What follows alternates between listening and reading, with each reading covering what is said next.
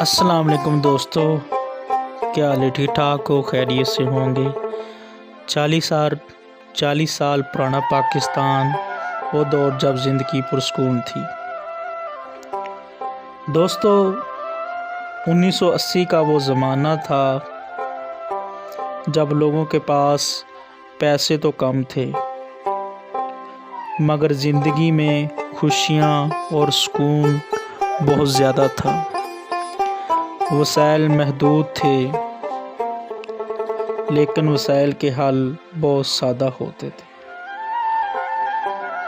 اس وقت نہ mobile phone تھا اور نہ ہی انٹرنیٹ، بس ٹی وی اور ریڈیو ہی تفریح کا واحد ذریعہ ہوا کرتے تھے۔